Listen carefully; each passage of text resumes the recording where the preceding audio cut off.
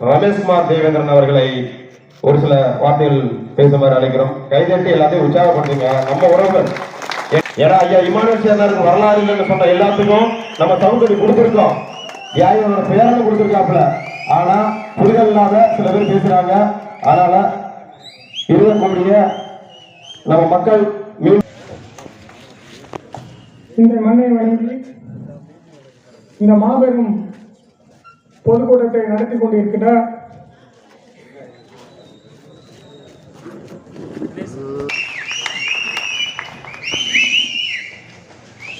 இந்த பொன்னாடை போட்டி மகிழ்கிறேன். உங்களையும் வரவேற்கிறேன். என்னை தியாகினுடைய தியாகத்தை உணர்ந்து பெருமைப்படுத்திய ஆண்டவர்களுக்கு என்னுடைய வாழ்த்துக்களை நன்றியை தெரிவித்துக் கொள்கிறேன். நான் இந்த கூட்டப்பொருளை மட்டும் எடுத்து பேசலாம் என்று விரும்புகிறேன். தம்பி நாராயணன் கூட எனக்கு அலைபேசியில் தான் அழைத்தார். ஏன் என்று என்ன சொல்லவில்லை, அண்ணனை அலைபேசியில் தான் அழைத்தேன் என்று. இருந்தாலும் அவருக்கு நான் ஞாபகப்படுத்துகிறேன். இந்த கூட்டப்பொருள் என்ன என்று கேட்கும்போது இமானுவேல் சேகரன் அவர்களுடைய நூற்றாண்டு விழாவும் பட்டியல் வெளியேற்றவும் இந்த அரசுக்கு நன்றி செலுத்தும் விதமாக இந்த விழாவை நடத்துவதாக கூறினார்கள். மிக மிக ஒரு சந்தோஷமான விஷயம். தமிழகத்திலேயே இந்த மண்ணிற்கும் பெருமை, அதை வழிநடத்துகின்ற நாராயணனுக்கும் பெருமை என்று நான் நம்புகிறேன். எனது தம்பி இருக்கோம். அந்த மண்ணுக்கு சொந்தக்காரங்களாக நான் ஆகிவிடுகிறேன் என்பதை தெரிவித்துக் கொள்கிறேன். இந்த அரசு விழாவும் மணிமண்டபம் அவ்வளவு எளிதாக கிடைக்கவில்லை என்பதை இந்த இடத்தில் நான் ஞாபகப்படுத்துகிறேன், நினைவு கூறுகிறேன். இந்த அரசு விழாவுக்கும் இந்த மணிமண்டபத்திற்கும் எந்த கட்சியும் கொடி பிடிக்கவில்லை என்பதை நான் நினைவுபடுத்துகிறேன். என்னுடைய தேவேந்திர குல வேளாளர் மக்கள், இளைஞர்கள் தங்கள் உயிரை மாய்த்தார்கள். அரசு விழாவும் மணிமண்டபம் வந்தது என்பதை நான் பதிவு செய்கிறேன். இந்த மணிமண்டபத்திற்கும் இந்த அரசு விழாவுக்கும் எந்த ஒரு தனி கட்சியும் கொடி பிடித்து அதை வைத்து நீங்கள் கொண்டாட முடியாது. ஏன் என்று கேட்டால், அன்று நடந்த பரமக்குடியின் துப்பாக்கி சூடு நெஞ்சை நிமிர்த்தி நின்றான். நெஞ்சை நிமிர்த்தி நின்று அவன் என்ன செஞ்சான், தன்னுடைய உயிரை மாய்த்து அந்த அரசு விழாவின் மணிமண்டபத்தையும் அவன் பெற்று தந்தான். தமிழகத்தில் இருக்கிற ஒவ்வொரு தேவேந்திர வேளாளுடைய பங்கும் இருக்கு. இமானுவேல் சேகரன் தான் இறப்பதற்கு முன்பாக அவரை கொலை செய்து விடுவார்கள் என்று அறிந்து அவர் இறப்பதற்கு முன்பாக ஒரு வார்த்தை என்ன என்று கேட்டால், இன்று இமானுவேல் இறந்தால் ஒவ்வொரு சொட்டு ரத்தமும் இமானுவேல் சேகரனாக உருவெடுப்பார்கள் என்பதை இந்த சமூகம் இப்ப ஆண்டு கொண்டிருக்கிறது. ஆகையால் இந்த அரசுக்கு நன்றி சொல்லக்கூடிய கடமையும் பொறுப்பும் அவசியம் இமானுவேல் சேகரனுடைய குடும்பத்திற்கு சாரும்.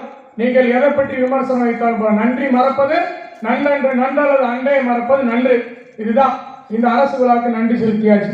அடுத்தபடியாக நம்முடைய பட்டியல் வெளியேற்றத்தை குறித்தான பொதுக்கூட்டத்தில் நம்ம முக்கியமா பதிவு பண்ண வேண்டிய ஒரு விஷயம், சிலர் சொல்லாத கருத்துக்களை மட்டும் நான் பதிவிடுகிறேன். ஆர்டிகல் 341 அதன் உட்பிரிவு 2 என்ன சொல்லுது அப்படின்னு கேட்டீங்கன்னா, ஒரு ஜாதியிலிருந்து இன்னொரு ஜாதிக்கு மாறிக்கலாம், ஒரு வேற பட்டியல் இனத்துக்கு போய்க்கலாம். உங்களுக்கு உதாரணமா சொல்லணும்னா, ராஜஸ்தான்ல இருக்க குஜாரி இனம் எஸ்சி பட்டியலுக்கு மாற்றப்பட்டுள்ளது. இன்றும் இருக்கக்கூடிய ஊட்டியில் இருக்கக்கூடிய படுகர் இனம் அவர்கள் பிசியில இருந்து எஸ்சிக்கு வருவதற்காக அவர்கள் என்ன செய்யறாங்க, தங்களுடைய நகர்வுகளை நகர்ந்து கொண்டிருக்கிறார்கள். ஒரிசாவில் பட்டியல் இனத்திலிருந்து வெளியே வந்திருக்கிறார்கள். அப்படி இருக்கிற சமயத்தில் 341 உட்பிரிவு 2 என்ன சொல்லுனா, ஒரு மனிதன் தன்னுடைய பட்டியலை விட்டு வெளியேறவும் அவன் பட்டியலில் சேருவதற்கும் உரிமை உண்டு என்று அந்த சட்டப்பிரிவு சொல்லுது. இது யாரால் செய்ய முடியும் என்பதை நாம் இந்த இடத்திலே கண்டிப்பாக இந்த பட்டியல் வெளியேற்றத்திற்கான செயலை முதலில் இந்த நம்முடைய அரசாங்கம், தமிழ்நாடு அரசாங்கம் பரிந்துரை செய்ய வேண்டும். முழுவதும் இந்த பட்டியல் வெளியேற்றத்திற்கான முழு அதிகாரம் நாடாளுமன்றத்திற்கு தான் உண்டு. இந்த இரு அரசாங்கம் சேர்ந்துதான் பட்டியல் வெளியேற்றத்திற்கான முன்னெடுப்புகளை எடுக்க வேண்டும். நீங்கள் பட்டியலில் இருந்து வெளியேற வேண்டும் என்றால் தேவேந்திர குல வேளாளர்கள் எல்லாம் ஒருங்கிணைந்து தேவேந்திர குல வேளாளர் சங்கங்கள் என்று உங்கள் ஊர்களில் கட்டமைக்க வேண்டும். நான் ஒன்று கேட்கிறேன், இங்க வந்திருக்கிறவர்களுக்கு, உங்களுடைய கிராமங்களில் தேவேந்திர குல வேளாளர் சங்கங்கள் என்று எங்களுடைய ஊரில் உள்ளது, நாங்கள் பெயர் பழைய வைத்திருக்க கையெழுத்துகள் அவர்களை பாராட்டுகிறேன். நன்றி. இவ்வளவு கூட்டத்தில் அண்ணன் ஒருத்தர் மட்டும் தான் இருக்கார். அப்ப அந்த சங்கங்களை உடைத்தது யார்? சங்கங்களை உடைத்தது யார் என்று கேட்டால் இருக்கக்கூடிய கட்சிகள். நீங்கள் இன்று முடிவெடுங்கள், இந்த மண்ணில் முடிவெடுங்கள். நான் நாளை போய் என்னுடைய ஊரிலே தேவேந்திர வேளாளர் சங்கத்தை நான் போர்டு வைத்து நான் அங்கே என்ன செய்வேன், என்னை அடையாளப்படுத்திக் கொள்வேன் என்று நீங்கள் இன்று சபதம் எடுங்கள்.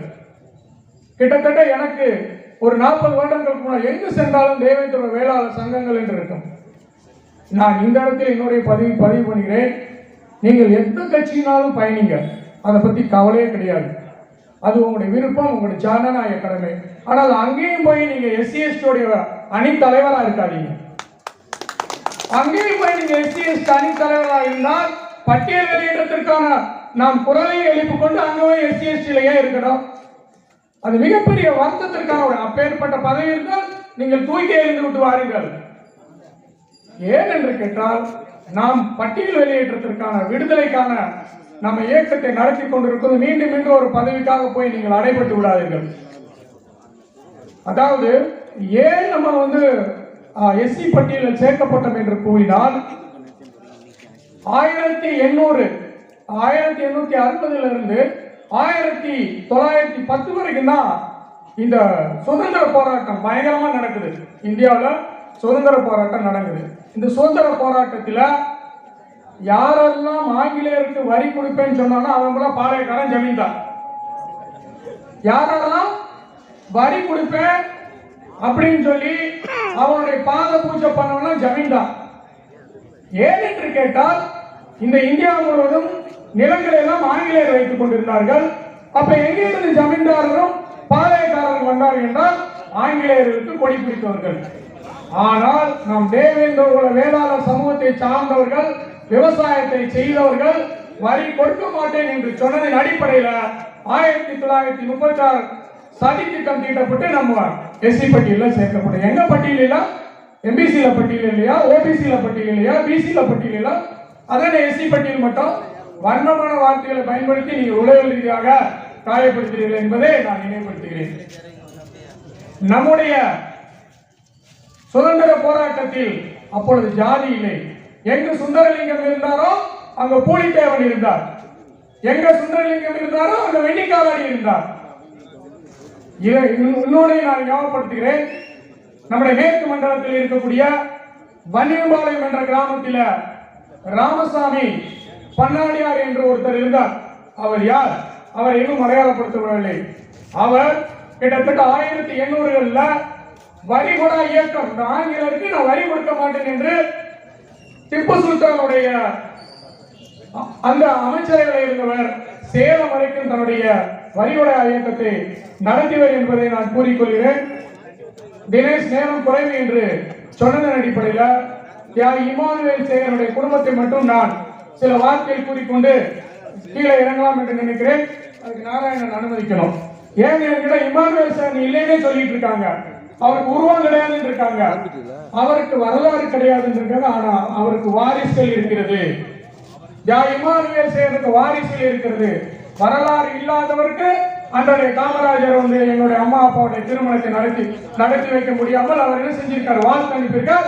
கக்கன் அங்கு தலைமையேற்று நடத்தியிருக்கார். அவருக்கு மொத்தம் 4 பிள்ளைகள், 4 பிள்ளைகளும் பெண் குழந்தைகள். அவர் இறக்கும் போது 33 வயசு. அவர் 33 வயசுல படுகொலை செய்யப்பட்டார். அன்று சிந்தப்பட்ட அந்த ரத்தத்தின் அந்த விதைக்கப்பட்ட இடத்தில் இந்த பல ஆயிரம் கோடி மக்கள் நமக்கு குரு பூஜை விழாவை எடுக்கிறோம். குரு பூஜா விழாவும் நம் சாதாரண எடுக்கவில்லை, அரசாங்கம் எடுக்கவில்லை. மக்களால் ஒன்று திரட்டப்பட்டு மக்களால் எடுக்கப்பட்ட விழா. அப்பேற்பட்ட விழாவின் அடிப்படையில அங்க நமக்கு என்னது இந்த அரசு விழா நடந்தது. 4 பெண் குழந்தைகளும் இந்த சமூகத்தினால் கைவிடப்பட்டு மிகவும் கஷ்டப்பட்டு தான் வளர்ந்தாங்க. எங்க